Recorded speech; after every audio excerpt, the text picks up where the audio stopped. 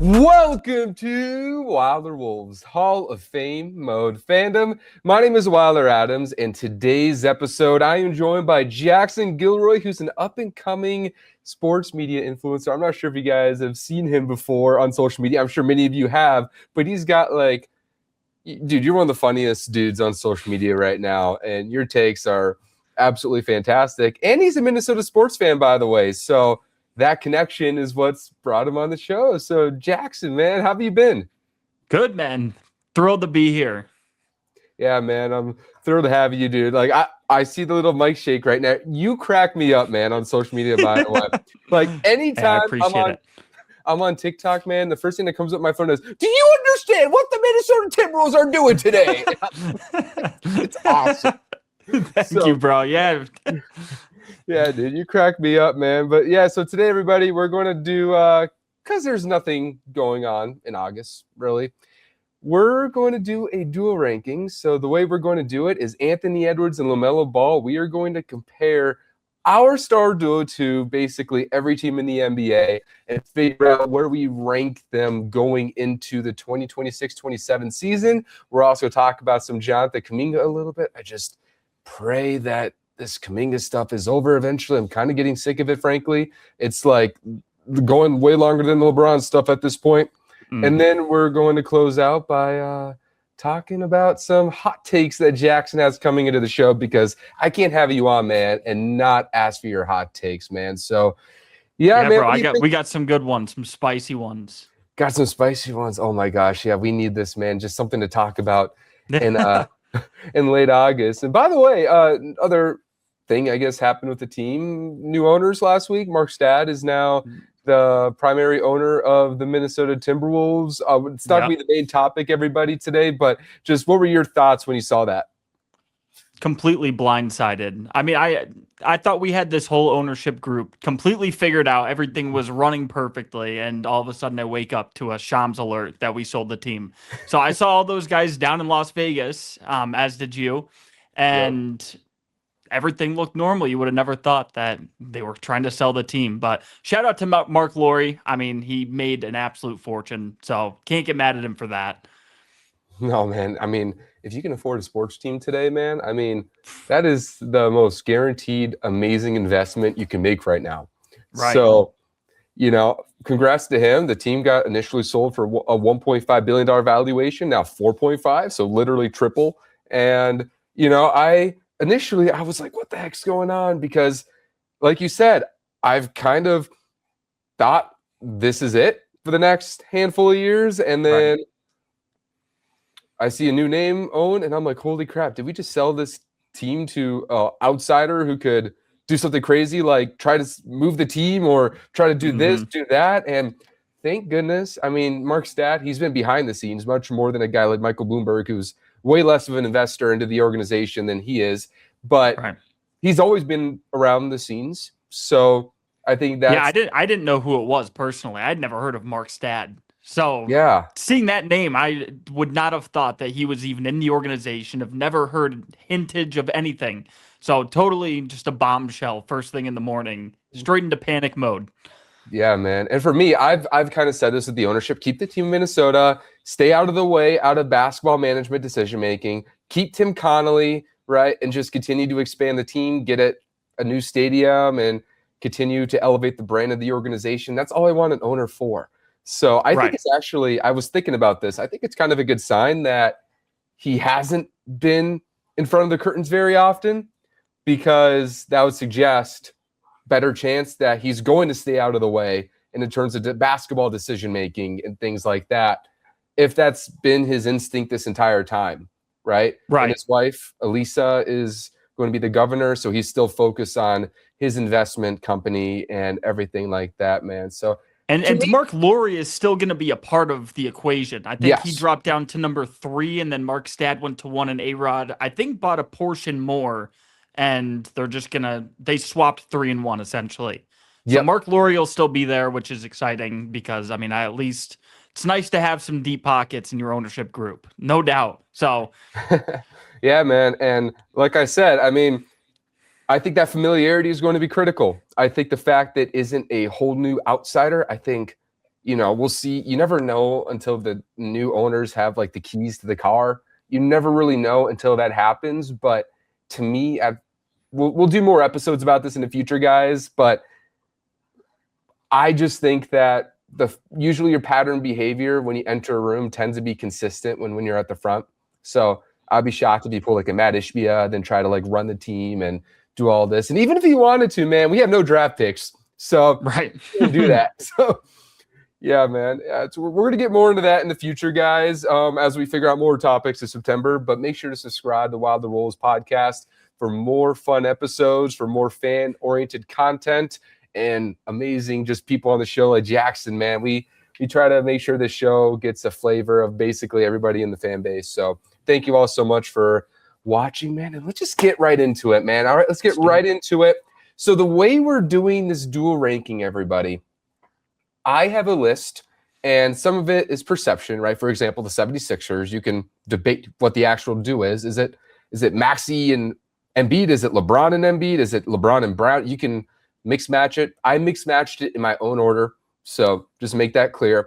But I think 90% of these will be pretty fair. So I have like a group of like 15 guys that I just don't think there's an argument for Ant and LaMelo being ahead of. We'll skim through those guys, and then we'll have more thoughtful debates as we get closer to the top for this. So I'm not like getting you guys bored in Levine versus Sabonis and stuff like that. So we're not doing that on this episode. We're going to skim right through. So Jackson, you ready? I'm ready. All right. So we're going to go quick fire, quick thoughts on these lower end duos. Okay. All right. Ant and LaMelo versus Giddey and Norman Powell. Ant and LaMelo. Oh my God. Yeah. Yeah. The shooting, by the way, in Chicago is going to be kind of fun. I think I kind of think Chicago might be better than people think this year, by the way. Yeah, yeah. Well, Caleb, I like what they're building over in Chicago. They're not there yet, though. I wouldn't. Yeah. No, I wouldn't either. Tyler Hero and Ryan Rollins. Ant and LaMelo. I think that's a fair take. Jalen Johnson, CJ McCollum. Ant and LaMelo. But, however, the way CJ was playing in the playoffs, I was very impressed. I did not think he had any gas left in the tank, especially to that extent. So shout out to CJ McCollum for that. But no, they're not on the same, not even on the wavelength. No doubt. I mean, the way they balance each other is pretty good, but it's like, yeah, but I mean, Ant and LaMelo, the way they balance each other theoretically, It's just talent difference is significant. Darius Garland, Brandon Ingram, Ant and LaMelo, right? Ant and LaMelo. Denny Avdia and 36-year-old Damian Lillard. Ant LaMelo. Yep. And then can I just skim through these ones? Keontae George, Lauri Markkanen, Devin Booker, Jalen Green, Zach LaVine, Domantas Sabonis, Con Knipple, Brandon Miller, LaMelo Ball leaving is going to probably expose Charlotte a little bit. What do you think about that? For sure. Yeah, I think LaMelo leaving is going to expose all of their weaknesses. I mean, that offense ran like a machine when LaMelo was out there. First, his time off the floor. I know you can talk about the character issues. You can talk about all this for Charlotte. I'm not saying it was the wrong move for them to move off LaMelo for where they're at as a franchise right now. But when you look at what LaMelo did for that offense last year, playing 30 minutes a game, mind you, it was night and day of what we saw on the court. The product on the court when LaMelo was on the floor for the Hornets was a completely different product than when he was off. So when he was on the floor, they were far and away the best offense in the NBA. And guys like Miller shot 7% better, I believe, with LaMelo. And I think Con was up to 9 or something like that. Insanity. So, insanity. I'm part of the group that still think it's hilarious that Charlotte traded him. I'm still in that group. I know people are trying to do that, like, well, could you maximize that core of 3? And my hot take is I would have traded Miller before LaMelo. That's my hot take. I don't think Brandon Miller is a difference maker. I think he's a really high end talent, but more in the Trey Murphy mold than Jaylen Brown mold. So I think LaMelo Ball sells Charlotte more tickets and attention than anybody's ever in that franchise ever, and they just walk that out to just convince people that pick swaps are that special. And I think Naz Reid, though, I just want to say this. I think Naz Reid is going to take a big step this year in Charlotte. So I don't want to make this a mockery of Naz because this is not. I think Naz Reid might end up being their first or second best player next year. So What do you think about that? I would totally agree. Yeah, I think Nas is going to take a huge step. I mean, he hasn't had a chance to really shine in that role of being one of the top scorers on a team. He was always third, fourth, fifth option on the Timberwolves when he was on the floor. So you give him a team like the Charlotte Hornets that doesn't really have a dominant scorer. Call Knuppel and Brandon Miller what you want. Naz Reid is going to be the best scorer on that offense, in my opinion. No, I mean, let's be honest. What does Brandon Miller have that Naz Reid doesn't? Nothing. They have a very similar skill set. Naz Reid's bigger, and he's taller, and shoots better. I think Naz Reid's gonna be really good for them. So this is not shade at Naz. It's more shade at I don't know how they're going to feed everybody in an effective way. I think it's going to marginalize Diabate. I think Kobe White's not going to be able to distribute in that offense the way they think he will. So I think it's going to turn into Christian Anderson needing to save the day, an 18th overall pick in this draft. I don't know, man. I don't know. Charlotte's heading back down that 13 to 15 in the East range. They lost their attention. They lost their marketability. They lost their franchise player, Continental's best distributor. I just very much disagree with people on the stance that Charlotte needed to move off of LaMelo for this reason, that reason, financial, locker. I think it's nonsense. If you wanted to do financials, I would have dealt Brandon Miller. But plus, Brandon Miller, because he's young, you could probably even get more for. So I don't know. That's my stance on that, man. Cam Boozer, Cedric Howard. I mean, let's be serious. Zion Williamson, Trey Murphy, if they played more than 5 games a year, maybe not. Doesn't matter. Yeah, it doesn't matter. Okay, so we skimmed through that list, okay? Now we're going to go through some of the good ones, okay? Well, let's skim one more. Steph and Draymond.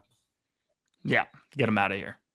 5 years ago, it's absolutely Steph Curry and Draymond Green. And you can make a statement about their chemistry, but I just don't think there's that same gear there anymore. Nah. All right. Especially from one of the guys, yeah. Let's start this one, okay? Tyrese Halliburton and Pascal Siakam versus LaMelo Ball and Anthony Edwards. I don't know what Tyrese Halliburton is going to be this year. I mean, that guy went through a lot over the past 365 days, from tearing his Achilles in the Game 7 of the NBA Finals to getting shingles. Who knows what he's going to be when he returns. Tyrese Halliburton had a miraculous playoff run, but to me, I was never moved by Tyrese during the rest of his career. I always thought he was a great player. He was a great distributor. But to me, and as well as Pascal Siakam is not going to be a guy that leads you to a championship. That was built from Tyrese Halliburton. Everything was fueled through him. I don't think it's close. So I want to do a little side topic here with LaMelo Ball, okay? Mm-hmm. I have a hot take, and this is kind of pre-draft driven by me. I still think LaMelo Ball's a better talent than Tyrese Halliburton. And absolutely. I know people will say, well, Halliburton's better, he's more impactful. And honestly, at this point in history, you can't really argue against that because Tyrese Halliburton, first of all, is just such a special decision maker. And on top of that, you can make an argument for Tyrese Halliburton that he's the most individually clutch shot maker in the league right now. You can make that argument because he was hard to dispute. He was making 90% of its clutch shots the last time we saw him healthy. So you can make that argument. But my thing is with LaMelo Ball, I wonder if Tyrese Halliburton would have ran into similar issues in Sacramento in terms of perception as LaMelo Ball in Charlotte, because these type of players are about as good as you put around them. And Halliburton's had injuries in his career. So if he's on a tanking Kings team, is he going to just miss a ton of games? And you have this notion that he's not a high ceiling player and you can't win with him and he's injured a lot. I want to contextualize. I think LaMelo Ball's situation in Charlotte elevated a lot of his questions about him because I don't think Charlotte was a good situation for him. So now, Minnesota, you're putting him on a damn good basketball team with a defensive player of the year rim protector, a good bench, a superstar, perhaps most talented scorer in the league, Jaden McDaniels prime for a leap. And I'm saying could LaMelo Ball's talent at the right time of his career, age 25, when he's more mature and he's gone through some stuff in his personal life and on the court, and it's just the perfect, just timing wise, where we can really see a Halliburton-esque impact from LaMelo Ball. Because I actually think they have some similar connectivity, but I think LaMelo Ball has more wiggle with the basketball. So I think LaMelo Ball... he's definitely... He's definitely taken a step in the maturity realm of things. I don't know if you saw, but he hired a personal driver to drive him around Minnesota. So that is a big deal. That is a big deal. Especially the snow, man. Yeah. Trust me, I consider myself a good driver, and I lived in Arizona. Driving in Minnesota is a different beast with the ice. Yeah. So I don't need any LaMelo Ball driving in the winter. With all love and respect. No, I think it was a big step in his career. That's career progression right there, making the smart decision. We don't need to see him out there with his Trackhawks and his Lamborghinis driving around Minnesota. Just get a driver, man. Just get from point A to point B. So I think we're on the right track in his development from a maturity standpoint. And just his development, I mean, he's been present in Minnesota all summer, training on his birthday, bringing the team to Paris along with Ant and Gobert contributing as well. And I even saw a video of him wishing campers happy birthday, or campers wishing him happy birthday. And it's just the involvement, man. I think he's locked in. I'm excited for us to be able to hear from him in the coming weeks as we get into the season. But I think his actions are lining up with what we've wanted from him. It's never been a talent 100%. issue with LaMelo Ball. He's a better talent than Tyrese Halliburton. If you see, and I'm talking on ball, on court, guys, if you can see the crossroads of that maturity on the court with that talent for LaMelo, with the talent around him, I think he could have that Halliburton-esque impact. Absolutely. And Tyrese Halliburton didn't have Anthony Edwards next to him. So let's also make that clear. If we can get a Tyrese Halliburton jump from LaMelo Ball, this is the best team in the NBA. Oh, I would put them in the tier with anybody. If they get that level of LaMelo Ball, and I think we've been talking about what this current version of LaMelo Ball in Charlotte could do for this team, and that is a lot, but I still hold on to the fact I had him number 1 in 2020, and I still hold on to the fact that he's a young player. And young players, when you put them in winning situations, tend to get better.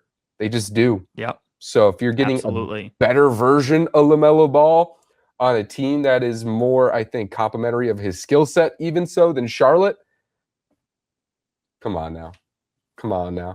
We're talking a contender, real contender. Yeah, I think that's the ceiling, man. And OKC and the Spurs, I think they're the standard in the West, but I still think they have questions too. I think they deserve to be in the clear top 2, but the Spurs are a young team that's going to have a hierarchy question next year. Victor Wembanyama, we're seeing exhibition tapes of him. Oh, we'll talk about those duels later, but Victor Wembanyama, the tape in those exhibitions look kind of the same with his flaws currently. So, and the Thunder, I mean, you're asking a lot out of their young players to really step up. So, absolutely. Both have questions. That's all I'm saying. But let's transition. Cade Cunningham and Jalen Duren. Well, it might have been a closer debate before the playoffs. Jalen Duren was atrocious. So I'll throw that one out there. Yeah. Ant and LaMelo by a mile, by a lot. I think Anthony Edwards, I still stand by this. Cade Cunningham is a super great player. Don't get me wrong when I say this. I still am worried that he can't be your number 1 scorer on a great team. Mm-hmm. Part of me thinks he still needs a true number 1 scorer next to him, because he's not somebody who's great at efficiently finishing through the rim and getting there at a high rate while being an efficient 3-point shooter. His best shot's the mid-range. Yeah. And everything else is pretty inconsistent. And I wonder if he has the physical athleticism to really have that bend around the rim, and the shot's not consistent. So I still think he needs to be the number 2 with a great player.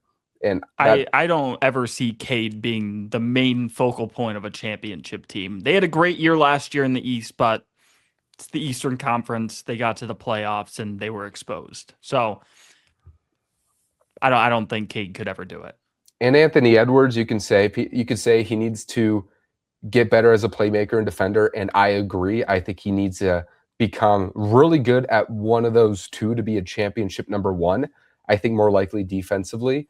But I think that's a better bet than Cade Cunningham, I think, taking a magical leap around the rim. That's just my opinion. Absolutely. So no, I totally agree. Yeah, some people, man, they just have a lot of bend and like explosiveness and touch around the rim. In Cade, it looks like when he's on the court, when he gets to the rim and you expect him to improvise, the flexibility could be better in those moments. And I've never been a Cade Cunningham guy ever, so I'm not. I don't want to give my full opinions on him because it's completely biased. But I'm not a big Cade Cunningham guy. He's a top 15 player in the league, so I'm not saying he's terrible, and he's young, and that's impressive. But I think the leap for him is more. This might sound funny. I think the best version of Cade is like a Chris Paul, bigger Chris Paul type than it is a Shea type, and 100%. Even so, he's still got to cut down the turnovers. So so far we haven't found one that we like more than Ant and LaMelo yet. The Rockets, Amen Thompson, KD. No. If Amen Thompson, I mean, he's a amazing talent when it comes to just being a pure specimen of a human being. But the basketball to me hasn't translated. Great defender. I need to see an offensive game. And then Kevin Durant missing those games in the playoffs to me is in it.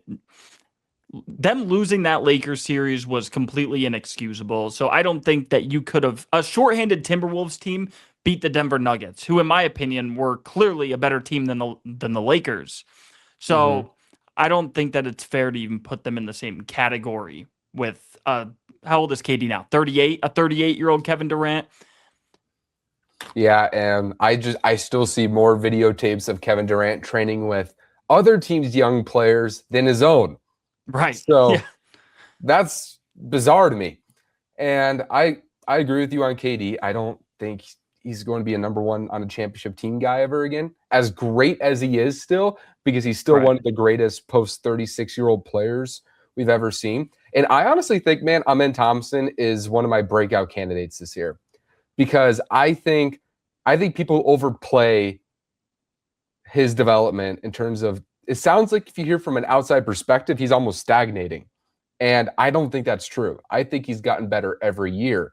And as long as he gets more counters within the first two levels, man, he's so otherworldly athletic and he's got such good feel and he's such a great defender, man. I've said this. He's got like diet Giannis potential. So absolutely. I mean, from a talent perspective, pure talent, he's top tier. You cannot find a better pure prospect than Amen Thompson, but he's got to translate it somehow on the basketball court. He's phenomenal when it comes to hustle, grit, defensive. But when it comes to his offensive game, there's just no bag there.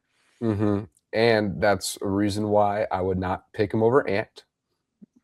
I would say I could see a world. And we just talked about Amen Thompson taking like a Halliburton type leap.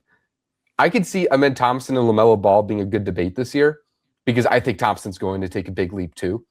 But I think that's where I would rather have Anthony Edwards than Kevin Durant and the half-court game that you can generate on that.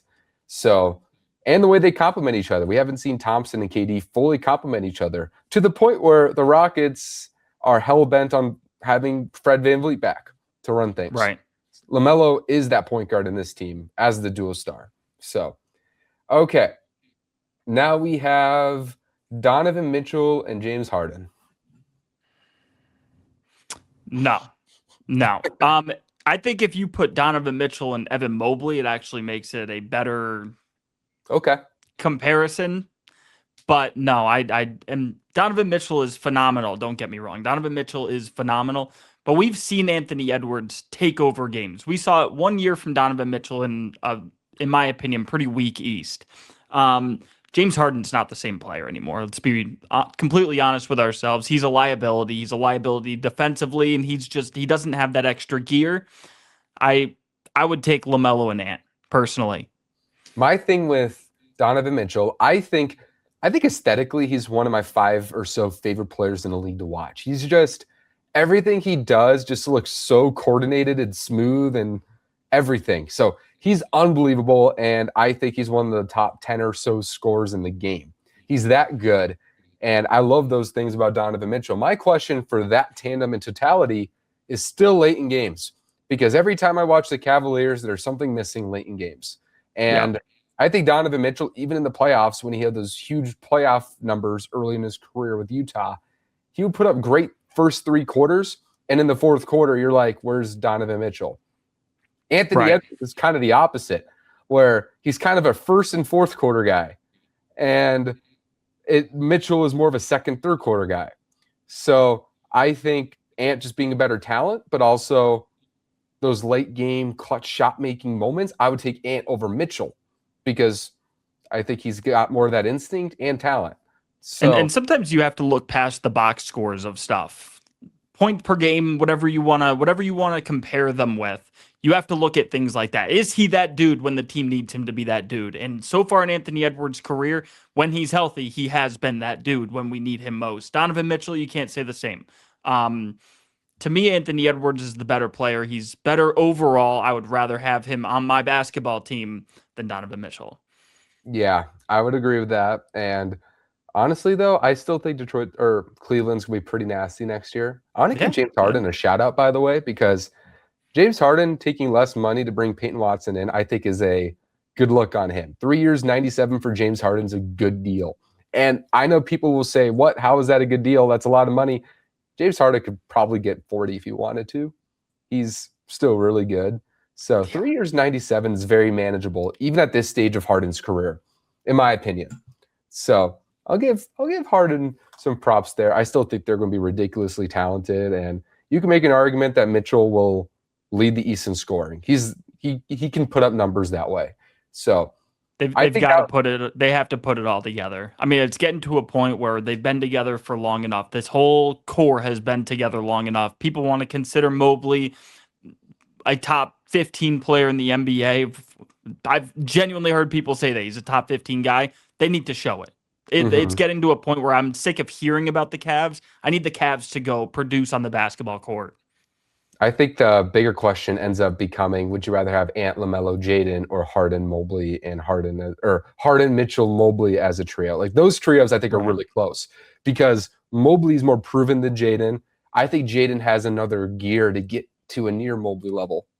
And I think Mobley, the question is, does he have the wiring personality-wise to be like a killer, to become, I'm a top 10 player in the league? He's got the talent to, but he's always been a passive player, in my opinion. Yeah, we've never seen him try to hit that gear ever. No. Yeah, I would love more of it. I still think if he wants to be, he could be the second best big of this upcoming generation if he wants it bad enough. So that's where I think if Mobley ends up becoming that guy, then you could probably say I'd rather have Mitchell Mobley.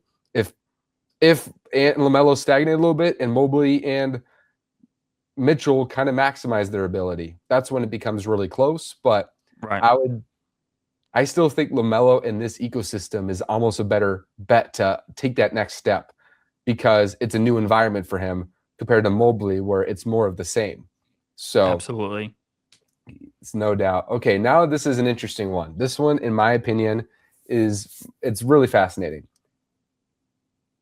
LaMelo Ball and Anthony Edwards, or Bam Adebayo and Giannis? I'll have to go Bam Adebayo and Giannis.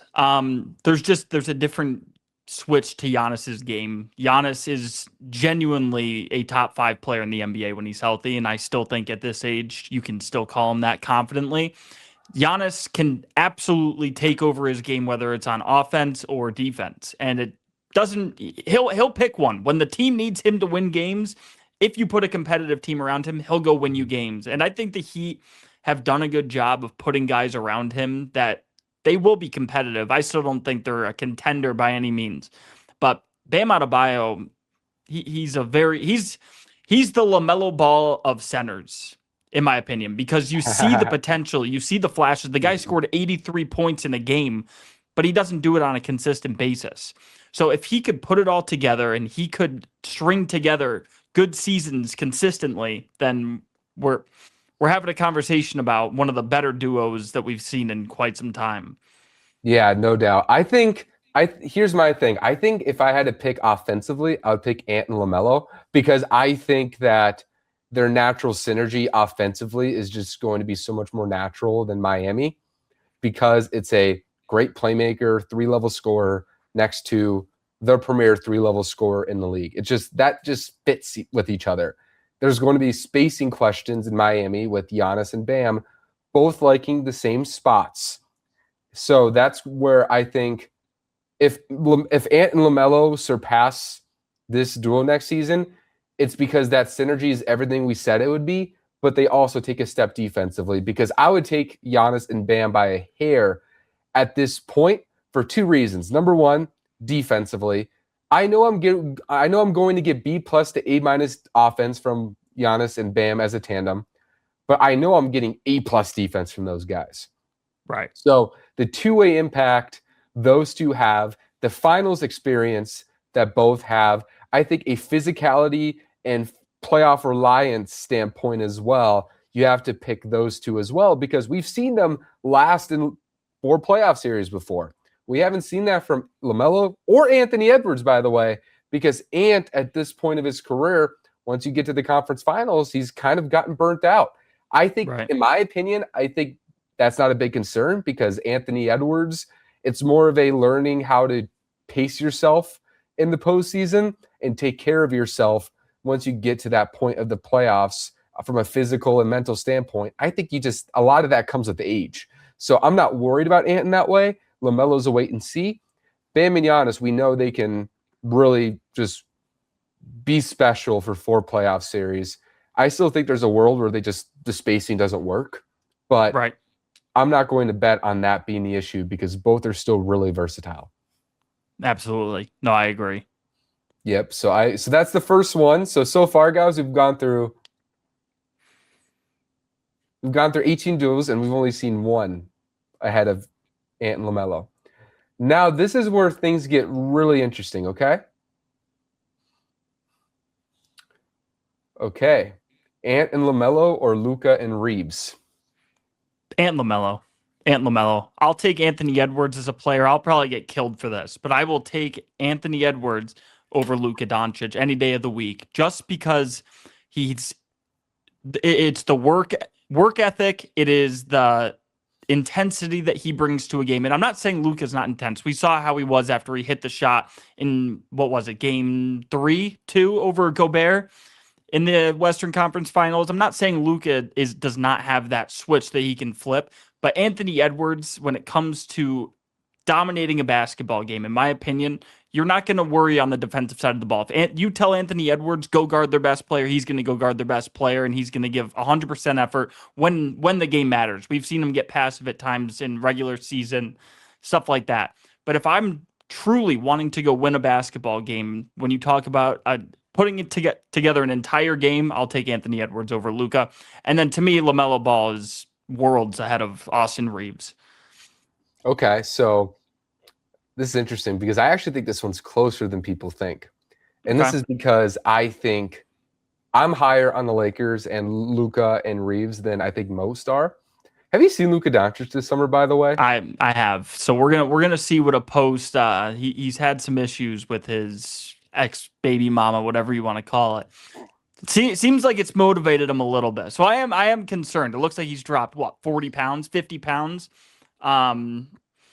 Little terrifying if you ask me. Bro's like legit looks maxing. Like he's got the hair going. He's got a good style to him. I think he's realizing I'm a superstar in LA now and I'm single. I mean, yeah, he's having a good time. So I think I've said this. I think Luka has generational offensive ability, and I think he's been amazing while out of shape. But we forget when he was young and he was thin and he was getting to the rim at will, he's lost that the last couple of years. Right. So Luka Doncic now, assuming this is just who he is, he's going to be a more fit, slim Luka, which This is the first summer I've bought into it, not the GQ articles in the previous years and all that stuff. I think this year I'm bought into it. If you get that version of Luka, man, he could win the MVP. Because he could have won the MVP last year. I mean, there's no doubting his offensive greatness. It's just when the game matters, is he going to be a liability on the defensive end? Yeah, but hopefully when he's in shape, just hopefully against everybody besides Minnesota. Hopefully, that becomes less of a question, and the rim pressure and it's just efficiency offensively goes up even higher. I think that's the reason why I think it's close. I think Reaves is still a question mark, but I will say that I think Reaves now the clear number 2 for the first time in his career. We've seen early in seasons what he can look like as a clear number 2. My question with Reaves, similar with Ball in a way, how does he physically hold up? Because we've seen when he has taken a primary role, he always physically burns out in the playoffs. He always does. He did it against Minnesota. He did it last year. So for that reason, I'm still picking Anthony Edwards and LaMelo Ball because I still think Ant and LaMelo can feed off of each other better than Luka and Reaves. I still think it's going to be your turn, my turn in Los Angeles, more so than Minnesota, where I think it's going to be more of a natural synergy there. So also, I think Ant's a better defender than both Luka and Reaves when he wants to be by a fair margin. And I think Ant, as much as I think Luka's going to take a massive step, I think Ant could be the best scorer in the league next year playing off a playmaker. So 100%. There's a huge step for Ant to take. I mean, having a guy that can actually distribute him the ball and playing off ball, not facing double teams every possession, I think it's going to make a world of difference. And we haven't even seen what Anthony Edwards can truly do. So I'm pumped, man. I think it's going to be awesome. It's showtime, man. That's why I'm still leaning Minnesota on that, even though the Lakers are my current 4 seed in the West right now, by the way. So okay, that's my hot take. Okay, next duel, LaMelo Ball and Anthony Edwards versus Paolo and Franz. Not close. Not close. Anthony Edwards and LaMelo Ball. Franz Wagner and Paolo Banchero. I hate Paolo Banchero's game personally. I think he is the definition of I would almost rather draft a bust over drafting Paolo Banchero number 1 overall because you're giving him this huge contract and now you're just stuck in this rut where you know that he's going to get you to the playoffs. You know what this team is. He hasn't been able to develop anything else in his game. I want to see more from Paolo as an outside shooter. I want to see more from Paolo as just a killer. And we haven't seen that from him. I mean, we're going on year 4? This is going into year 4? Year 5.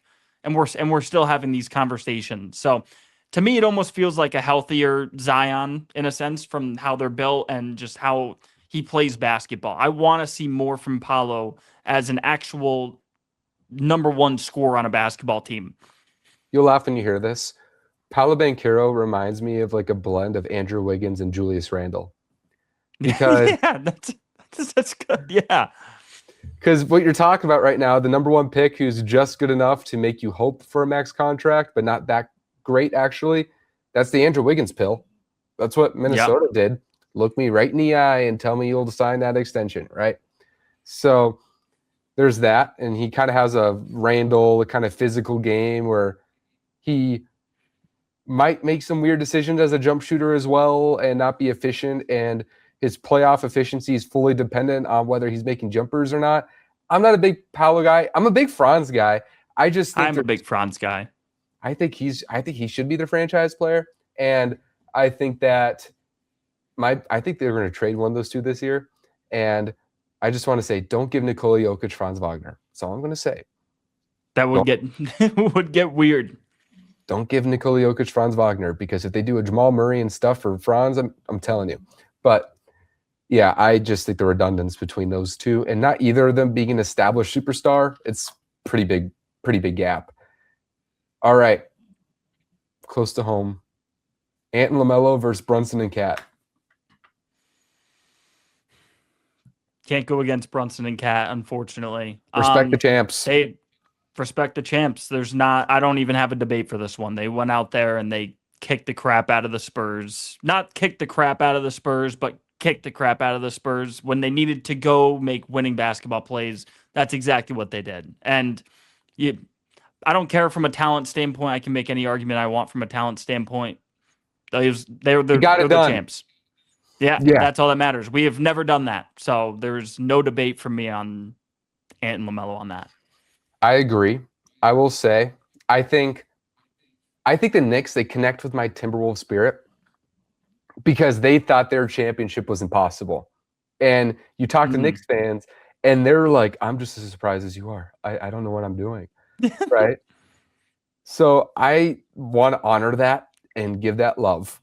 And I have some takes. I do think the Knicks winning the championship is very 2011 Mavericks, 2004 Pistons coded, where I think so much had to line up. And I think the Knicks winning the championship is the greatest example of playoffs are more about conditioning than talent. You need to survive the playoffs. You don't need to be the best team.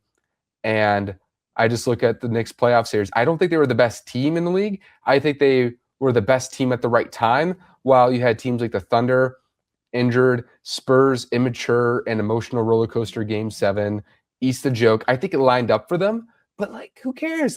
You're freaking champs. I'm happy for you guys. Doesn't matter. Doesn't matter. You're freaking champs. I think you can make an argument next year if Minnesota like makes the conference finals and the Knicks out second. I don't know. I think you can make the argument Minnesota, they might have better individual players next year. If Ant takes another leap, you would say he's probably better than Brunson in that case. And LaMelo, you never know, maybe he surpasses KAT. I think it's possible because we know KAT has, I think, limitations when you ask him to be an engine, right? If you ask him to be more than a great connector, you might see some of his flaws shrink, but the Knicks do a great job of letting KAT be KAT.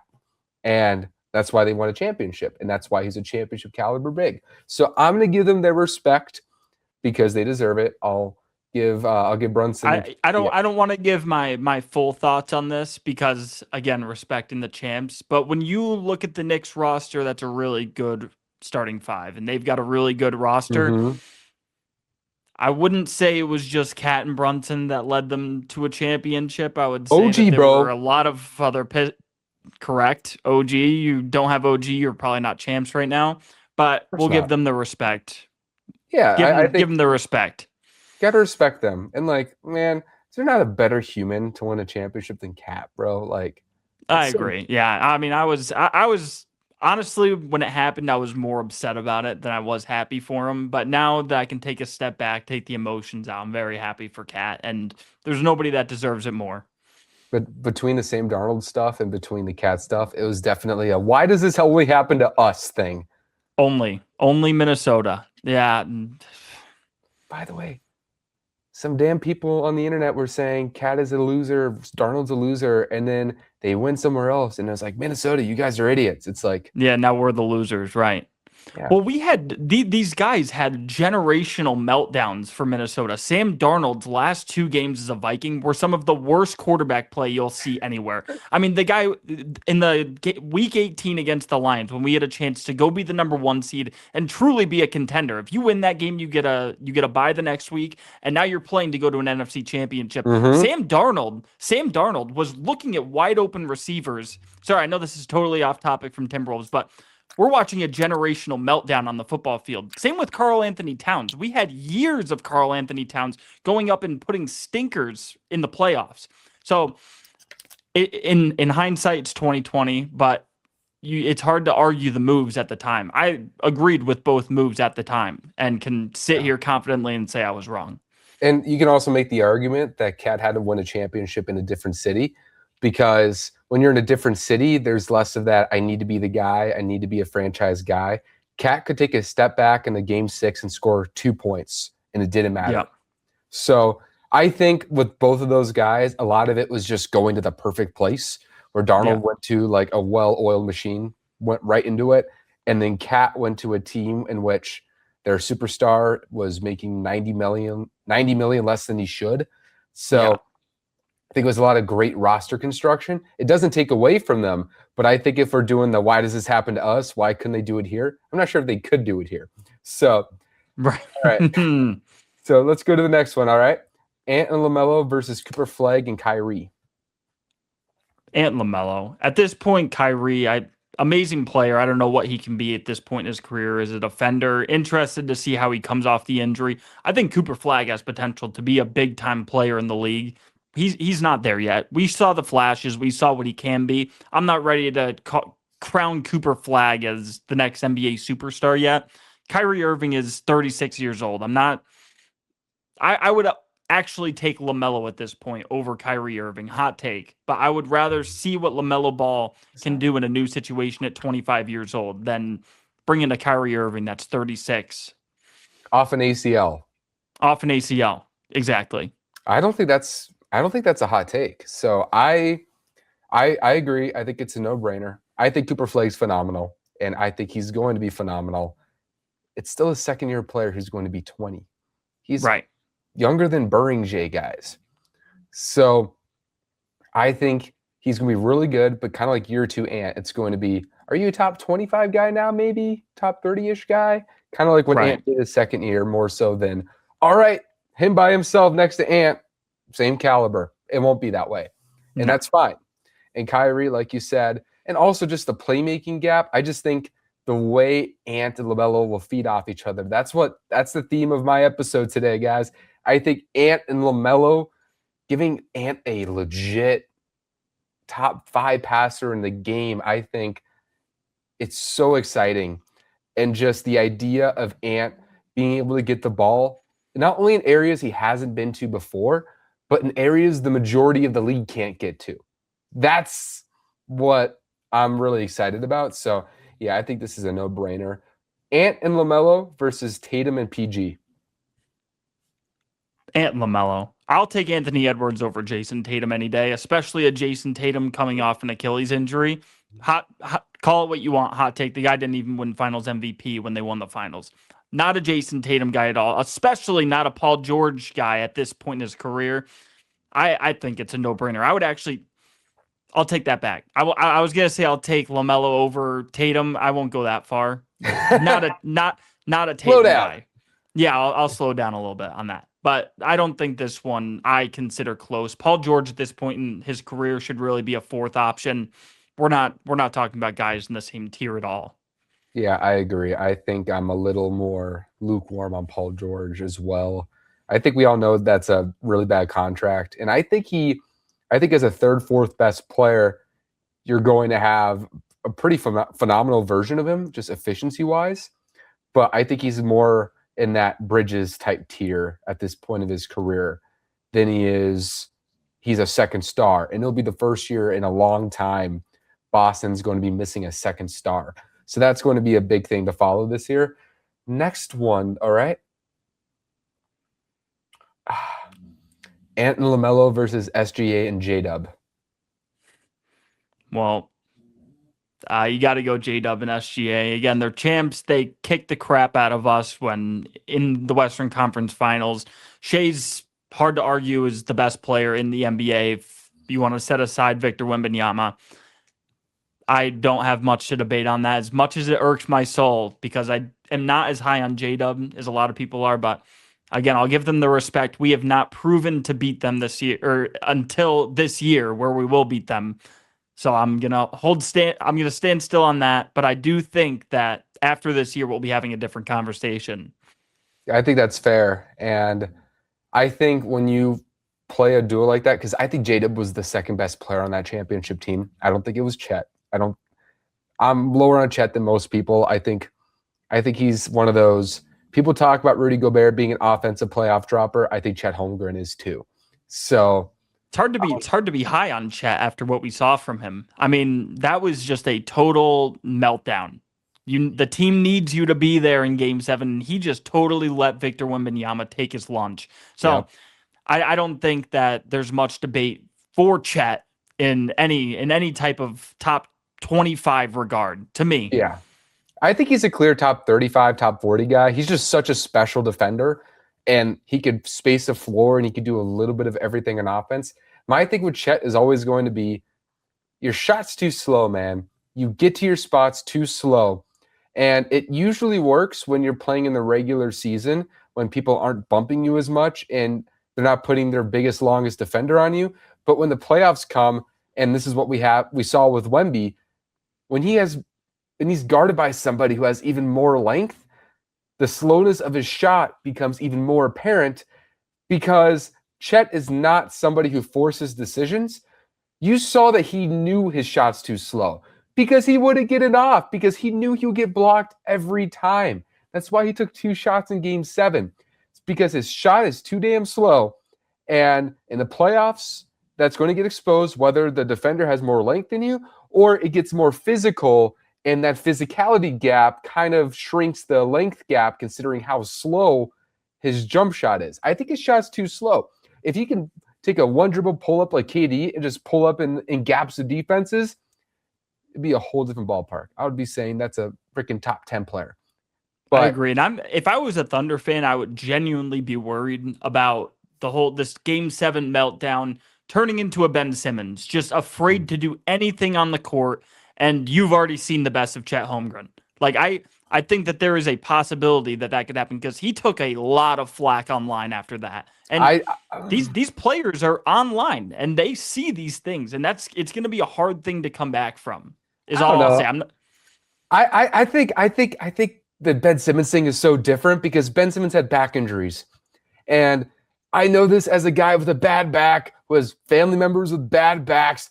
Back injuries suck, and I think that messed with his brain more so than a missed layup ever did in his life. So I'm still in that. My hot take with Ben Simmons, man, is that I think he was feeling it that postseason, and I think when you're thinking about protecting your back, you'll make passive decisions, even if it looks like from a television screen, like, all right, okay, Ben Simmons, like, go for that layup. But if you, when bullets are flying and you don't know where everybody is, you don't know who's going to hit that back. So then to him, it's like the illusion is people are closer. And I don't know. I think Chet, unless he has a back issue, I don't think he does. I think Chet's going to be fine. But can he be a top 15 player? Absolutely not with that slow A jumper. It's too damn slow. I'm just going to say that. But to the Shea and J-Dub thing, I just think J-Dub, man, when he's healthy, he was not healthy last year at all. No. He was not healthy. But when he's healthy, that dude is as complete of a wing as anybody in the game. And he's so good. His defensive tape is so fun. His threes and dunks and playmaking, dude, I love his game. So I'll be honest. I'm just a complete hater of the Thunder. It's hard not to give Shea his props, but when I can take it away from somebody else, I certainly will. Last year was a perfect time to do it with J-Dub. Yeah. I'm okay with that. J-Dub is probably the only player in that team I like. Yeah, he's more likable than the others. He's likable. I've interviewed his parents. They're lovely people. And, I'm connected with him a little bit. So I just exposed my bias. It's okay. My entire brand, everybody, if you see my bio, is bias. It's Wolves bias. It's on my caption on Instagram. So I'm biased about J-Dub. I think he's a really good guy. So I still think but I genuinely believe this. I think his talent is so phenomenal. And I think as a healthy version of him, he's going to really recover. But if Ant and LaMelo beat them, then we'll make that debate. But I think at this point, like you said, just they're more proven. But all right. Yep. So now we're kind of we have 5 more or 4 more. Okay. No, 3 more. Sorry. My list is messed up, everybody. Jokic and Murray. Ant and LaMelo by a mile. Not even close. You can. I did say it because at the end of the day, I would put Ant and Jaden over those guys. I would put Ant and Rudy over those guys. We kicked the crap out of them when they needed to go win. And again, I've said the whole proven thing. We prove that we are better than that team. We prove that we have guys that want it more than those guys. If there's a Green Bay Packers for me in the NBA, is the Denver Nuggets. And we went out there and what's that? Good comp. I think it's the perfect comp because every time that we go out there, we are expected to lose the basketball game. We were huge underdogs going into the series. We were huge underdogs after Ant got hurt. And what do? We go out there and we punch them in the mouth every single time. Jaden McDaniels exposed them. None of them can play defense. And then he went out there and had his best career game. So to me, I will take just about any starting Timberwolf over that duo right there. Yeah, I think they deserve props for what they did a couple years ago. However, I think we're kind of reaching that point with Denver where I think everybody calls the bluff of Denver at this point. We know that team isn't good enough. When they won that first championship, by the way, in my opinion, was in a weaker era of NBA history. I know that's a hot take, but I think they kind of won at a time in which Nikola Jokic was just so much better than every other center in the league, and the center position and the new generation hasn't really caught up at that point in time. I think there was a lower talent pool in 2022 and 2023, and I think Denver won at the right time because we talk about Denver, right, being unathletic, not athletic enough. You could argue in that early 2020s era, a lot of these great athletic teams were not ready yet, right? Like the Rockets or the Men Thompson or those athletic teams that are too young, Minnesota, you could Detroit, right? All these teams that are so athletic, the Thunder especially, all these teams that are great now, they're so athletic. And I'm not sure if you go on a time machine, put Denver in them in the same time frame, Denver could compete with a team like OKC, but because it was the early 2020s and these super athletic classes weren't developed yet, I think Denver won at the perfect time. I don't think that duo can win a championship anymore with the lack of athleticism around them. If they had Minnesota's athleticism around them, different conversation. But I think Denver, Right. because I think they know that team isn't good enough anymore. I think we might see a different temperament from that duo, from that team this year, which will make Ant and LaMelo better. I think if we got Denver 2 years ago, I would still take Jokic and Murray because I still think they would have that kind of, I think that edge of we're the best and, right, maybe you have better athletes around them or something. But because of that, I would take Ant and LaMelo this year because of the leap I project them taking, and I think Denver is going to kind of fade a little bit this year. Absolutely. They are absolutely going to fade. What do you think of that take, by the way, that Denver won in a weak era? I totally agree. I think that era of the NBA it was the perfect time for them to win. I was actually going to bring that up, that they won their championship the one year that they could win the championship. It was a Mickey Mouse run. I'm not discrediting anything from that championship. Damn right we are. No, we are. We're okay. I'm completely doing it. Discrediting it. I'm completely discrediting it. Yes. I think if you put that 2023 Nuggets team in 2026, they're not winning a title. They're not. No. No. I don't think they're beating the 2024 Timberwolves. You know why? It was the same damn team, and they lost. They lost Bruce Brown, sure, but it's Bruce Brown. Okay. So Bruce Brown lost to Minnesota this year. So I genuinely believe Denver won in a weak era of the NBA. The way they talk about the early 2000s being a weak era of talent, that was the early 2020s. That's when like a Mickey Mouse reading in 2020, 2021, like the Suns were far and away the best team in the West. I mean, you look at that roster, it was a good team. Don't get me wrong, but almost winning 70 games. And then you look at the East in that way, a young Celtics team could just brush through everybody in that time period. Steph Curry won a random championship, and they'll tell you, I don't know how he won that championship. How did he do that? It's because the league wasn't that good then. Because a lot of the teams that are really good are headlined by stars in which the NBA, those kids weren't developed yet in 2022, 2023. So Denver had to win at that time when the centers weren't caught up.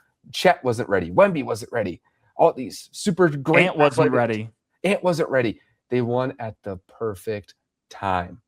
So that was a great just wrap a bow around Denver, bro. I wish that the Timberwolves would make the NBA Finals and get to play a team like the Miami Heat that season. That would be. I couldn't think of a better opponent to play. They didn't even play 151 team that postseason. Nope. It was a Mickey Mouse run. I think it's a bigger Mickey Mouse run than the 2020 Lakers. Because I still give the Lakers credit because winning in that environment is hard. It is, yeah. It's pure basketball, man. I mean, I don't discredit the bubble because that was pure hoops. It's hard to take away from that. But the Nuggets championship run was I've got my thoughts on it for sure. Yeah. I agree. I think they won the 1 year they could. And people were calling it a dynasty after that first championship. Slow your roll. No.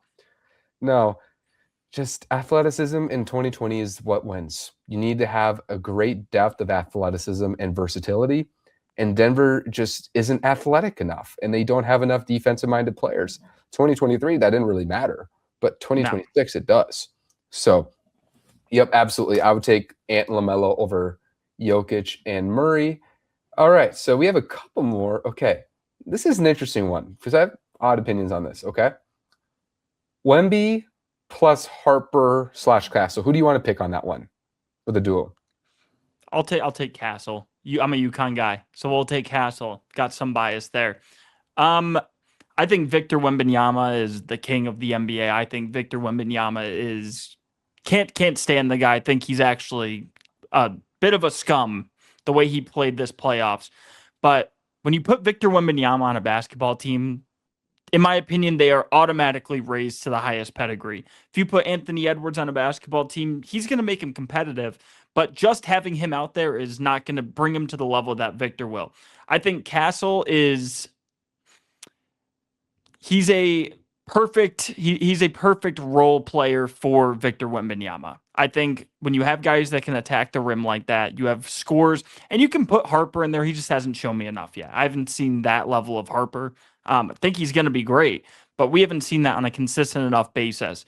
So if you put Wemby and Castle, Wemby just overrules the entire thing to me. You could put Wemby and Champagnie out there, and I would probably take them over our guys just because you have a 7'4" demigod out on the basketball floor. Yeah, I'm not going to fight that. I mean, we talked about it, the defensive floor with Giannis and Bam. I think you can say the same thing with Wemby and Castle. You got a top 10 perimeter defender in the league in Castle. You have a rim protecting god in Wemby. I can see a world where Ant and LaMelo reaches that type of level, where LaMelo is just indisputably better than Castle and Ant's close enough to Wemby. But I would take LaMelo over Castle. Personally, I would take LaMelo over Castle any day of the week right now. But it's just that Wemby ceiling and the Wemby floor that you're guaranteed a spot, in my opinion, in the playoffs every single year when you have Victor Wembanyama healthy. Of course, but when my question with Wemby is, what if he's not quite ready offensively yet, though? So what I mean by that is he's already a dominant offensive player. That's great. But I think we saw in the playoffs that there's a stamina limitation where we want him to be a 7'5" guy in the paint and be a big with guard skills. But I don't think he can bang in the paint for 48 minutes. No. So he kind of has to rely on perimeter skill. And I don't think he's skilled enough in the perimeter yet. I think his jump shot's streaky. It can look amazing. It's amazing for a guy that size. But I think the playmaking and the perimeter shooting aren't quite there yet. Where when the Spurs needed Wemby to lead late in the game against New York, he couldn't do it because he's not quite there yet. He's not there. And you said, is his offensive game there yet? No, it's not. And that's the scary part to me. It's terrifying. He led these guys to the NBA Finals as a 22-year-old, and he's not even there yet offensively. So when we have these conversations about Wemby, say what you want about the guy and his character in that playoff run, I'm not gonna put anybody over him personally. There's nobody that has a bigger impact on the basketball floor than that guy. But my thing and this is why I don't think Wemby's the best player in the world yet. I think we've learned in the NBA that the gap between second place and first place is actually bigger than second to third to fourth to fifth, because there's this ability to just control the end of games as the best player today that you just need. And Ant doesn't have it yet, or he hasn't yet. He hasn't. He just hasn't been a good enough decision maker late in games. But neither has Wemby. So my point is, I don't think Victor Wembanyama is going to ever win a championship until he crosses that line. And it might not be until age 26, 27, which is when a lot of players just click. So my question is, what if this is the year Anthony Edwards, next to a great playmaker, he clicks as a late game decision maker? We know how great he is as a tough shot maker late, but I'm saying he's comfortable making the right decision late. He's enabled to make the right decision late. What if that version of Anthony Edwards comes out and Wemby's not ready yet for that? I absolutely think that we can beat them then. And I think we're going to see that version of Ant. We weren't able to last year because he was out of position. He was playing point guard. and we had nobody that to distribute the ball to that we confidently could say is going to get to the rim and score. You give Anthony Edwards/LaMelo Ball, a guy that you're not going to be able to double team it. You're not going to be able to, because we have too many weapons offensively now, and we have a guy that can genuinely ball handle. So you put Anthony Edwards off the ball, he's not getting double teamed. We will see that better decision making. We will see him be able to score more fluently. And this year for me, man, it's going to be probably the most excited I've ever been for a team.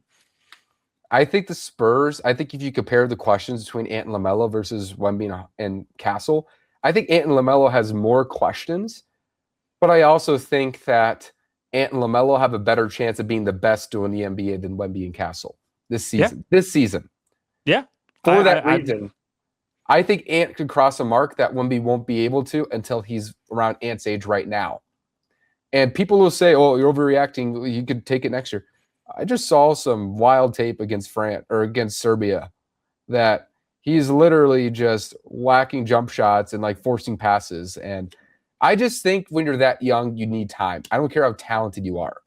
So I think if Ant crosses that threshold and LaMelo proves he could play in playoff physicality, you could say Ant and LaMelo is better than those two for 1 or 2 years. Yeah. I'm not saying that's going to happen, but I think the ceiling between Ant and LaMelo might be higher this one season than Wemby and Castle, even though I would take Wemby and Castle because of that defensive floor. So I'll give not mad at it. I'll give Wemby and Castle the edge for now. Okay. Now, the final duel, and this was the hardest one because of freaking Philadelphia, and I don't know who their best player is. I just put the two most famous players on the team who, when they're at their best, they're the most. I still think LeBron, even if he's the third or fourth best player on the team, he's still like the headliner. So I put LeBron and Embiid as a duo, and I don't know. You can mix match those two, but yeah, I would say Maxey personally. I think Embiid. So we're saying 100% healthy. You know what? I actually like that point. Let's do the clutch duo, LeBron and Maxey. Okay. I will still take Ant and LaMelo because what we've seen from LeBron over the past few years is a guy that does not want to take over games. Maxey has not had that ability to push that team over the edge. Philadelphia has been talented. Like, they've been talented for some time now. It's not like Maxey's going out there with a team that like LaMelo Ball was. You put LaMelo Ball on the Philadelphia 76ers, I think people look at him in that upper echelon point guard. You put Maxey on the Hornets, they think the same about LaMelo Ball as they do with him. So, to me, and Anthony Edwards blows LeBron out of the water. I mean, we saw that 3 years ago when Anthony Edwards was taking over LeBron. To me, that conversation is not fair. I would have loved to have LeBron, and I'm all respect for me for LeBron, at least for this season, is completely gone. Going to the 76ers, he should have been a Timberwolf. But I will hands down, it's Ant and LaMelo. Yeah, I would give Ant and LaMelo the edge, and for one reason, because I think LeBron's better than LaMelo at this point. I think any of those guys you could say are better than LaMelo, any of those four guys. But you still need a tier 1 guy. And I think Brown's really good. I don't think he's a tier 1 guy. I don't think Embiid is physically dependable enough. I think Maxey is just a talent disparity. As good as he is, he's still behind Ant. So I look at all those guys. I just don't think they're as good. So I would take Ant and LaMelo based off of Ant being the best player and the second best player. Very confident he's going to make the best player better. So I agree with that. And that, by the way, does it for all the teams in the NBA. So awesome. How many did we have over Ant and LaMelo? So these guys. So Harper / Castle and Wemby. So Wemby, Castle, SGA and J-Dub, Brunson and KAT, and Bam and Giannis. So we have Anthony Edwards and LaMelo Ball as the 5th best duo in the NBA going into the season. And if you asked me before this episode, that would sound about right. Yeah. No, I think we crushed it. I think that's perfect. Crushed it. We didn't do like a numerical ranking because that would take way too long. Yeah. But we just wanted to see where Ant and LaMelo rank because it's a Timberwolves show. So we feel like they're 5th. And yeah, comment below, guys, what you think about that ranking and our takes about all the teams as we, basically 25 of those times we just insulted the other team's duel, right? So if other fans, if you want to comment what you think, you're welcome to. But I try not to insult them, but it happens.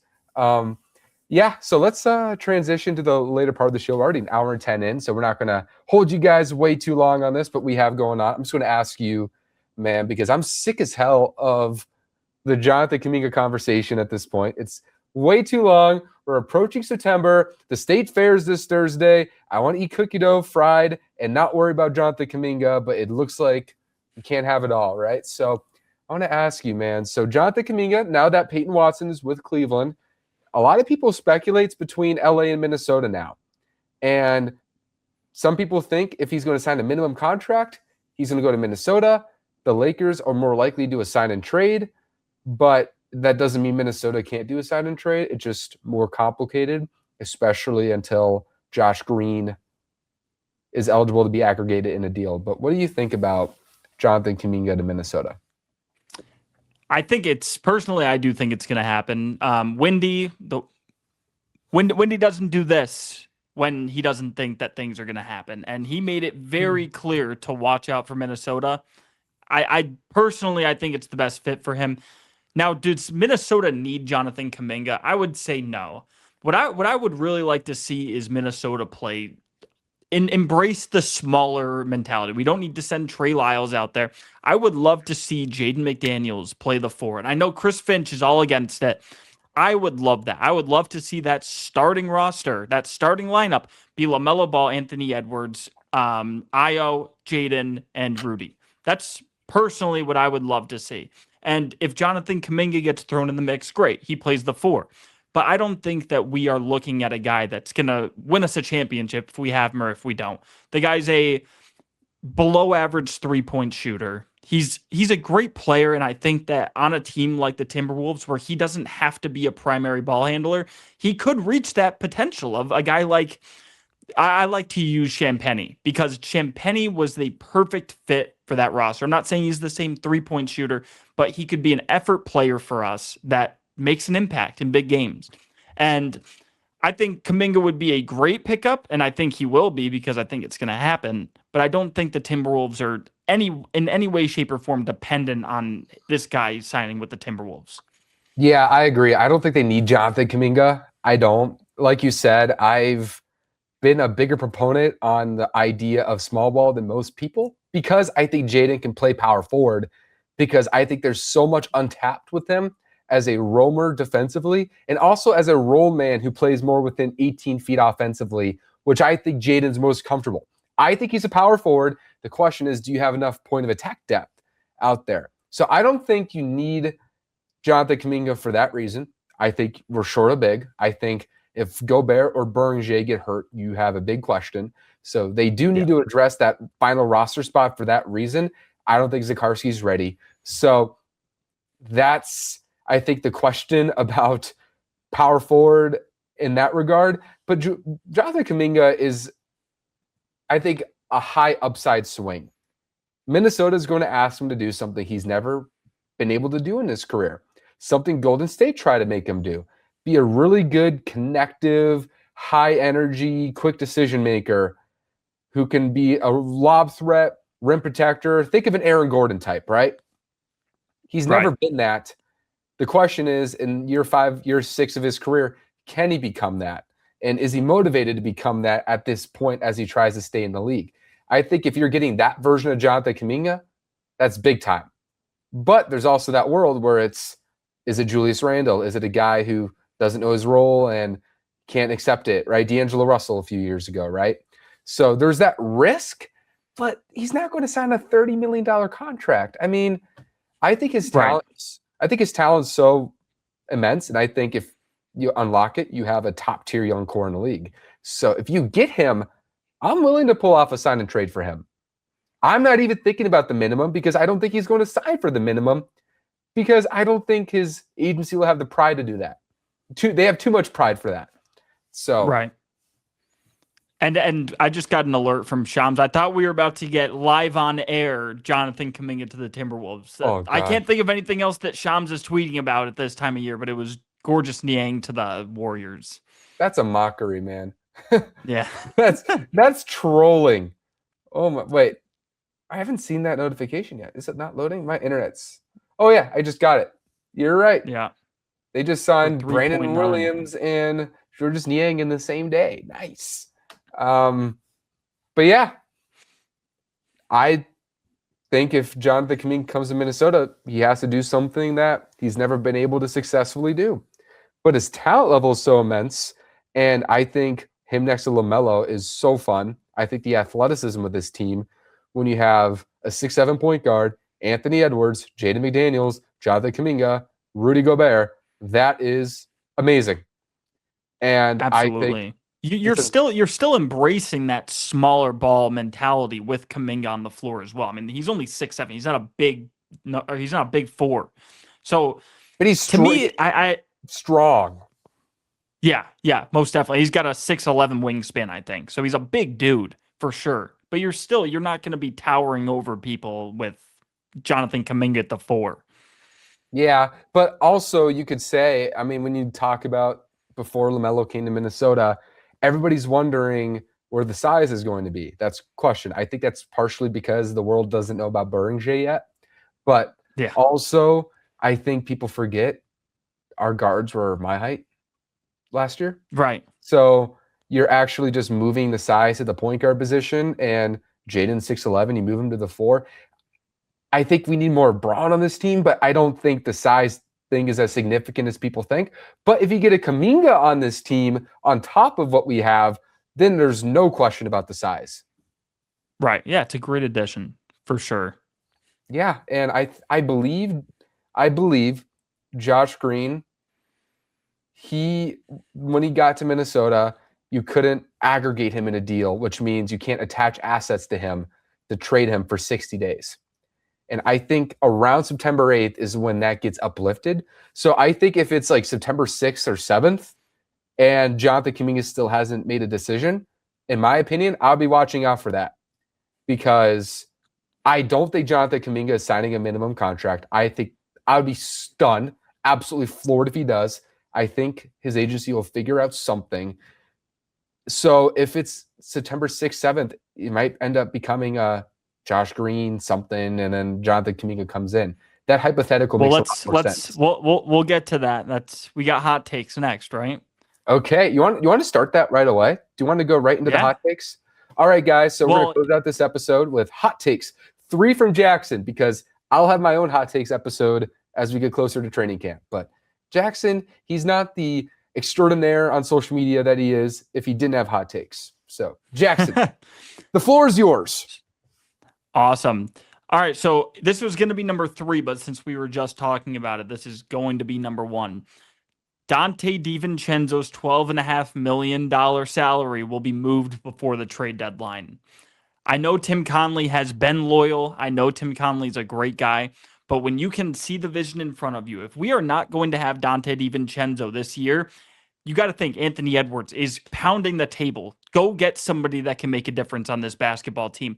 I think Josh Green, Dante DiVincenzo, that gives you about $25 million to work with.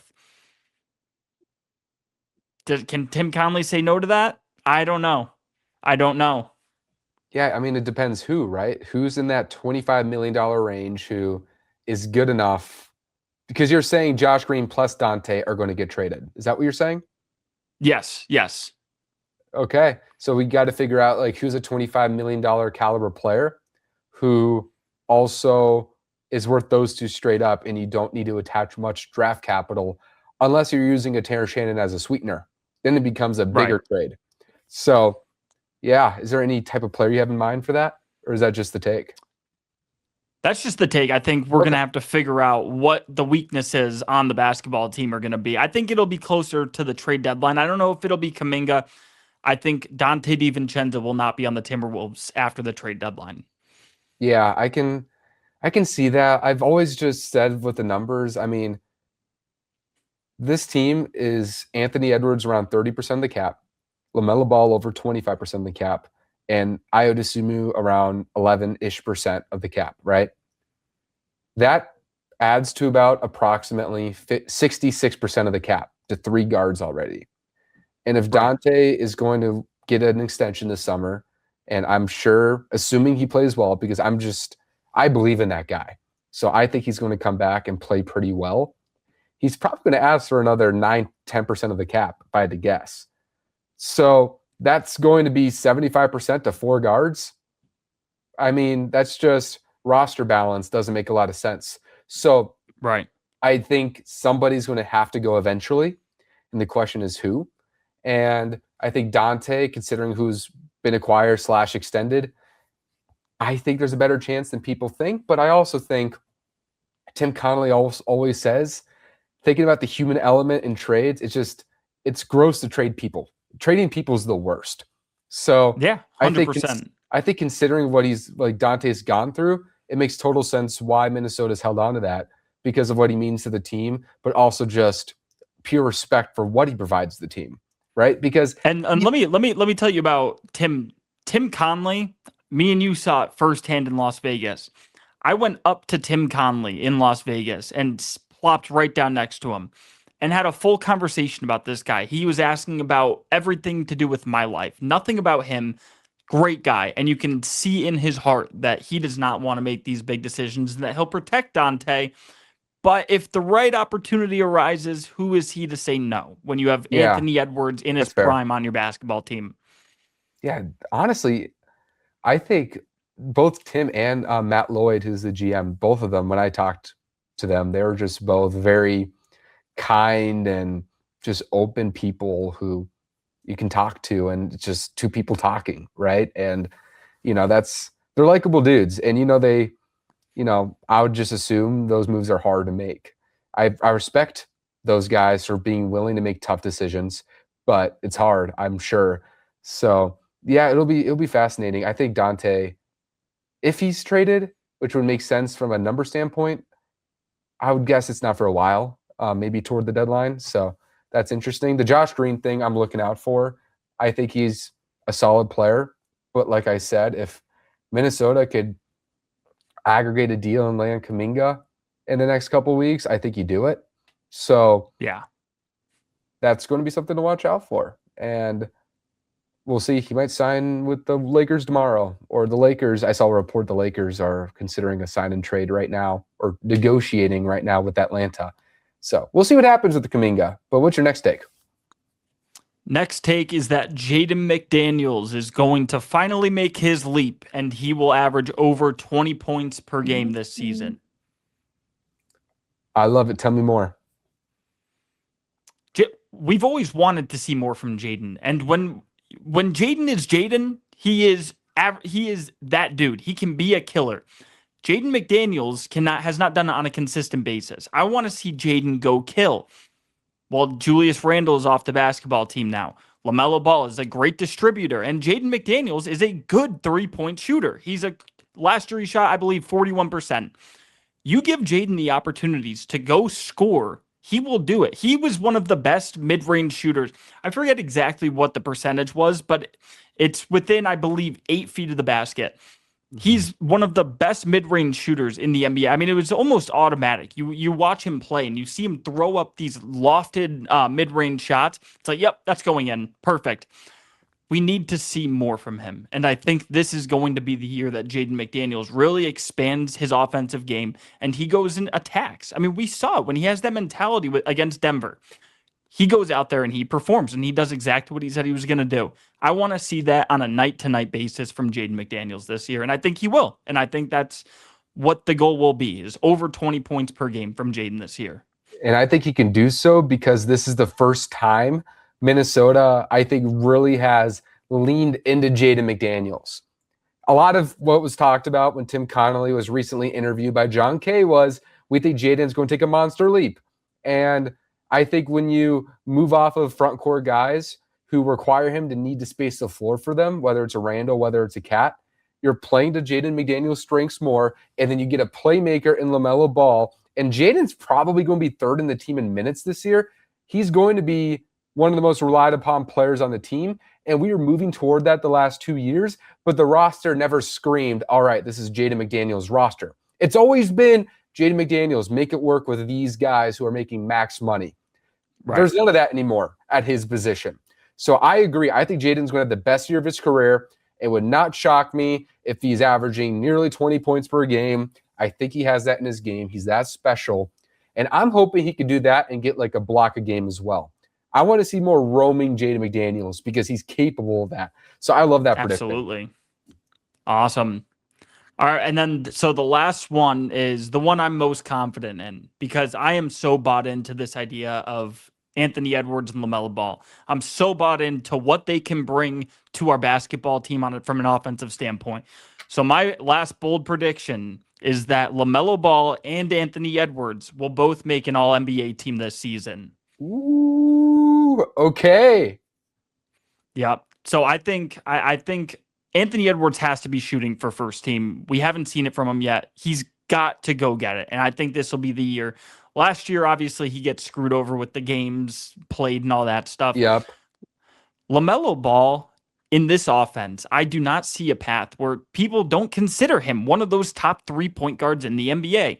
And I genuinely am bought into the fact that these two guys are going to mesh perfectly together. They're already best friends. You can see it. I mean, they are the perfect duo. Yeah. If I think of who would be Anthony Edwards' best friend in this league, I'm thinking about Jared Vanderbilt, whom we met, and good guy. Good guy.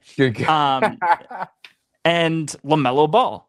And I genuinely just see the fit. I think that it will happen. I think LaMelo, the number one thing is play 65 games. I think that's what we're betting on because a Jalen Duren can make an All-NBA team because of the 65-game rule. So LaMelo's got to get to that 65, and I think automatically that gives it a good shot. And especially if Minnesota's winning and they're getting the spotlight and LaMelo improves in the way we think, I think that's very possible this year. Very possible. And like you mentioned, Ant's been kind of snubbed for first team for 2 years. Donovan Mitchell should have not made it over him in 2024. In 2025, injuries. So I think that this one, there's a very real shot. It's banking on LaMelo's health. And if he's healthy and the team synergizes the way we think, I think there is a very high shot because LaMelo's a star, so he's going to be a polarizing figure. As much as things are going to go wrong in Charlotte, he's going to get all the crap for it. For if everything goes right in Minnesota with that spotlight, he's going to get probably the most credit on the team from a national perspective because he is that type of media figure outside the basketball court, which would play into his All-NBA odds. So I think, honestly, I agree with you. Awesome. But I have never been more excited for a Timberwolves season, man. I mean, I think this year, even the rebrand juiced me up because we needed change. This new era of Timberwolves basketball. Here's another hot take for you. This is for the future as well. Okay. We will win our first championship in this new rebrand era. So whatever before the next time they rebrand, the Timberwolves will have an NBA championship.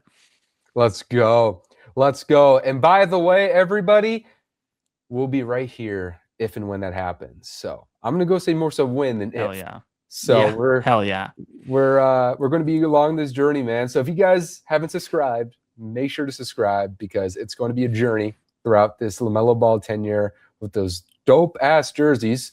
And just as the team grows with Ant, this episode ranking the top 30 duos in the NBA, Ant and LaMelo were 5th, and my boy Jackson. I appreciate you, man. This is fun. Hey, I appreciate you, brother. It was a lot of fun. We'll have to do it again soon. Yeah, absolutely, man. Like I said, guys, make sure to check him out on TikTok. It's Gilroy Ball, right? Yeah. TikTok, Instagram, all platforms. He's grown enough where I could just look up his name and he pops to the top. I don't even need to know his username. So yeah, I appreciate him, man. He's killing it, and he's got my favorite intro bit of anybody on TikTok right now. The microphone shake, it kills me every time. So. Yeah. All right, man. Congratulations with all the growth, man. And you as well. Talk soon. All right, my guy. Awesome, bro. Appreciate you. Thank you all so much. This is Wilder Wolves Hall of Fame Mode Fandom.